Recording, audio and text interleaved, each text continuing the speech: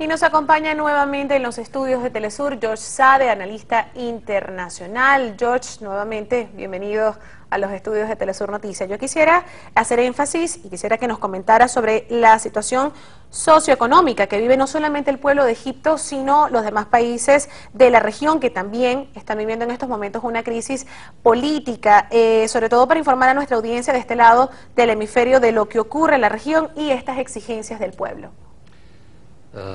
Bien, en forma general podríamos decir de que son los mismos males que padecemos todos los que somos de los países en vía de desarrollo o de tercer mundo, como se nos quiera llamar. Nuestros países tienen sus riquezas naturales y que son explotadas por empresas extranjeras, que son explotadas para intereses extranjeros.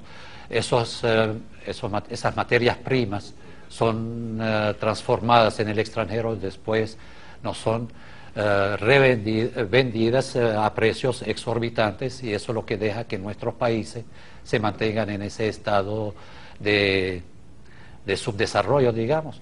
Ahora, el caso de Egipto en concreto es un país que tiene ciertas riquezas naturales, no tan fuertes como otros, pero lo que más afecta es la discriminación, digamos, social, no discriminación racial, ni por religión, ni nada por el estilo, sino la marginación que existe en Egipto a unos niveles bastante elevados, gracias a una dictadura que lleva décadas, y esa oligarquía que rodea esa dictadura, que se fue beneficiando a lo largo de estos años, ha generado una minoría, un pequeño grupo que es el que tiene toda la economía en sus manos, y una clase media disminuida porque al no poder acceder, que era muy difícil llegar a la clase alta, digamos, ha tenido que desplazarse hacia la clase baja. Por eso la clase media se ha ido disminuyendo y la que se incrementó en números es la clase baja, lo que ha generado una crisis social desde el punto de vista de necesidades que faltaban al pueblo, necesidades primarias. Se han tenido varios donde viven de la basura, como ya lo habíamos mencionado anteriormente.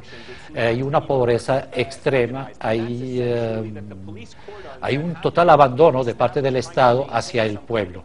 Y ese pueblo, que ha sido paciente por mucho tiempo, pues ahora se ha sublevado, cosa que ha ido ocurriendo también, como lo vimos también en Túnez, y que está ocurriendo igualmente en Yemen, que en Jordania en cierta medida, otro grado también lo tuvo en Argelia, y eso lo mismo que, por ejemplo, en cierta época y todavía en algunos lugares ocurre también en nuestro subcontinente latinoamericano.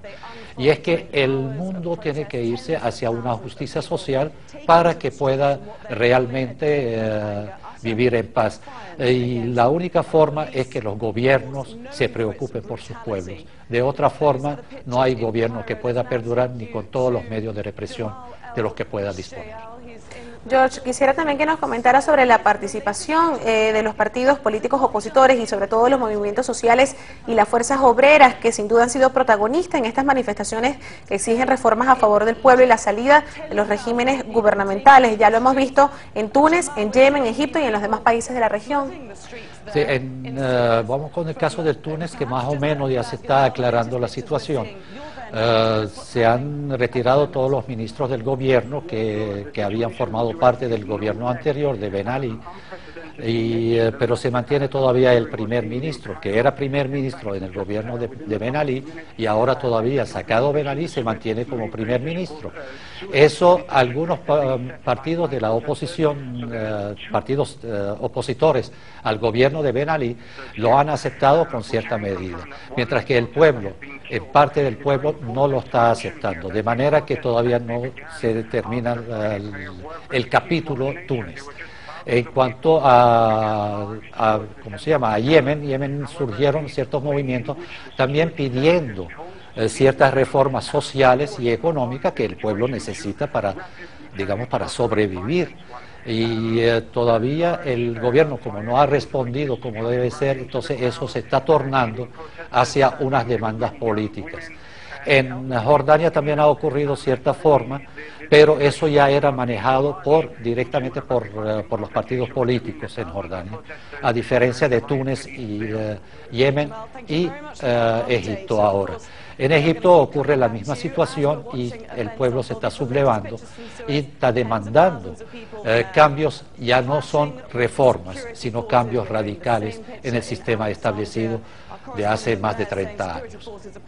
George, agradecemos tu tiempo para Telesur Noticias. Muchísimas gracias por acompañarnos en los estudios. Gracias.